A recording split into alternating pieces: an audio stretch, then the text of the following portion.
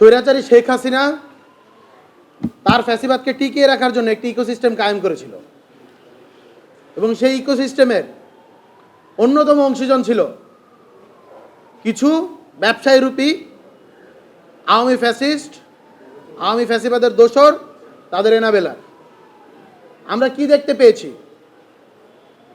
জুলাই গণ অভ্যুত্থান চলাকালে সেই রক্তক্ষয়ী সময়ে যখন আমাদের ভাইদের বুকে গুলি চলছিল, আমাদের বোনেদের বুকে গুলি চলছিল, তখন কিছু ব্যবসায়ী রূপী ফ্যাসিবাদী আওয়ামী দোসর তারা 22 জুলাই 2024 ওসমানী মিলনায়তনে স্বৈরাচারী শেখ হাসিনার ডাকে সেখানে দেখা করতে যায় এবং দেখা করতে গিয়ে তারা কনফিডেন্স দিয়ে আসে প্রয়োজনে 1 মাস ব্যবসা বন্ধ থাকবে, প্রয়োজনে তারা তাদের ব্যবসার যে ফান্ড সেগুলো শেখ হাসিনাকে দিয়ে দিবে, তাদের যা ইচ্ছা তা করবে, কিন্তু হাসিনা শুধু যা বলবে তার অপেক্ষায় তারা থাকবে। কিন্তু তারা এই যে হত্যাকাণ্ড সেটি চালিয়ে গিয়ে এই যে আন্দোলন সেটিকে অস্তমিত করতে চায় এবং তার জন্য যা যা করা দরকার তারা সেটা করার জন্য প্রস্তুত রয়েছে। শুধু জুলাই গণ অভ্যুত্থান নয়, তার পূর্ববর্তী সময়ে 17 বছর আওয়ামী যে ফ্যাসিবাদী রেজিম সেটি টিকিয়ে রাখার অন্যতম স্তম্ভ ছিল সে আওয়ামী ব্যবসায়ীরূপী ফ্যাসিবাদের এই দোসরেরা। আপনারা দেখতে পেয়েছেন 5ই আগস্ট জুলাই গণ অভ্যুত্থান পরবর্তী বিপ্লবী সময়ে আমরা কিন্তু বাংলাদেশের আপামর সাধারণ জনগণকে কমান্ড দিয়েছিলাম, আপনারা কোনো প্রকার সহিংসতার দিকে যাবেন না, আপনারা বাংলাদেশের যে রাষ্ট্রীয় সম্পদ সেগুলোকে রক্ষা করুন। আমরা রাষ্ট্র পুনর্গঠনের দিকে মনোযোগী ছিলাম।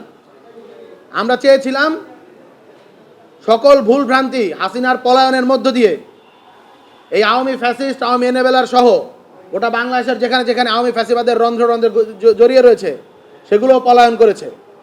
কিন্তু দুঃখের সাথে বলতে হয় এগুলো আসলে মোটেও পলায়ন করিনি, বরঞ্চ ঘাপটি মেরে বসে আছে।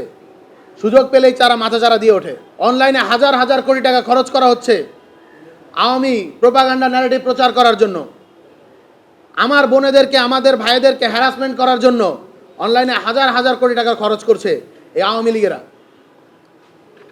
এই আওয়ামী টাকায় এখনো আমার ভাই শরীফ ওসমান বিন হাদিকে গুলি করে হত্যা করা হয়। সেই আওয়ামী লীগের টাকায় এখনো আমার বোনেদেরকে অনলাইনে এতটা বিশ্রীভাবে হ্যারাসমেন্ট করা হয়, লাঞ্ছিত করা হয় যে তারা সুইসাইড করতে বাধ্য হচ্ছে। এই হাজার হাজার কোটি টাকা কোত্থেকে আসে? অবশ্যই আওয়ামী লীগ যে তাদের অর্থনৈতিক ইকোসিস্টেম রেখে গিয়েছে সেই ইকোসিস্টেম এখনো বলবৎ রয়েছে, অন্যথায় এই টাকা আসতো না। একটা মিছিল করলে নাকি 10,000 টাকা পাওয়া যায়, মিছিলের সামনে যদি থাকে তাহলে 15,000 টাকা পাওয়া যায়।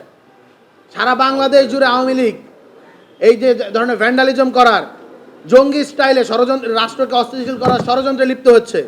এর ফান্ডিং কোত্থেকে আসে? সুতরাং আমরা একটা কথা বলতে চাই, এই যে আওয়ামী ইকোসিস্টেম এটিকে ভেঙে দিতে হবে। আমরা একটা জিনিস খুব ভালোভাবে বুঝি, একটি রাষ্ট্র অর্থনৈতিকভাবে টিকে থাকতে হলে একটি রাষ্ট্রের ইকোনমিকে চলতে দেওয়া উচিত।